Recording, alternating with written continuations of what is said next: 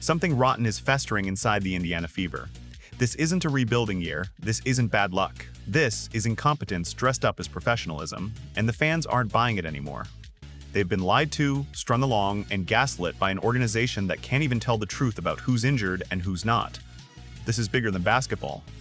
This is betrayal. We've got another player that is now out for the season after we were told, back for the game, now out, but not a setback. Well, I would, Stephanie White, I beg to differ, because it seems to me like out for the season is probably a pretty damn big setback.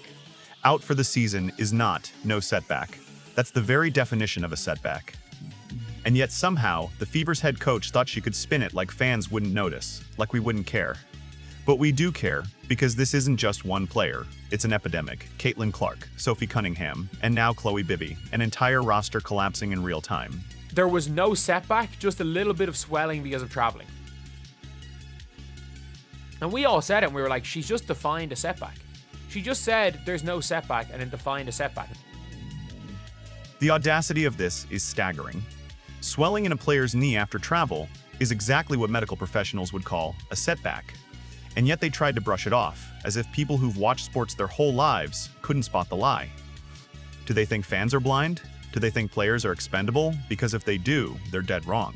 And I have to say, man, I've never seen a team go through so many injuries. I mean, this team is being injured so much. The coach is being injured. That's not just a miscommunication, that's deceit. And it doesn't stop there. Caitlin Clark's injury status, just as murky, just as shady, just as manipulated. This team isn't cursed, they're sabotaging themselves. And the ones paying the price aren't the coaches or the medical staff. It's the players, the fans, and the game itself. This isn't a story of bad luck. It's a story of a franchise bleeding credibility. And the truth is, without accountability, this team is finished before they even step on the floor. Look, if the Indiana Fever's strength and conditioning and medical staff is getting paid anything more than about $1.25 an hour, it's too damn much. While the Fever collapsed under injuries and incompetence, one moment cut through all the chaos. And it didn't happen on the court. It happened on the bench. A viral clip caught Caitlin Clark fixing her hair, leaning back, hand near her mouth, and seconds later, Chloe Bibby did the exact same thing. The internet exploded.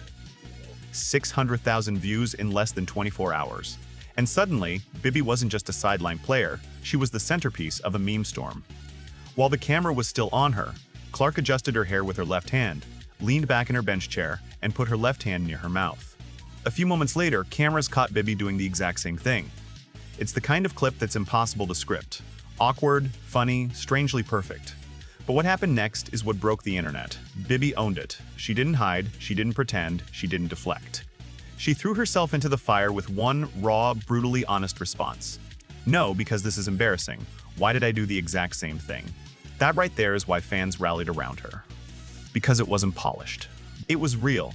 In a season dominated by lies and contradictions from the coaching staff, Bibby's self-aware embarrassment felt like a breath of fresh air. She didn't try to spin it. She admitted it. She laughed at herself. And by doing so, she turned what could have been a humiliating moment into a viral triumph. Her honesty was contagious. The replies flooded in, not to mock, but to celebrate the fact that someone in this organization was finally being authentic.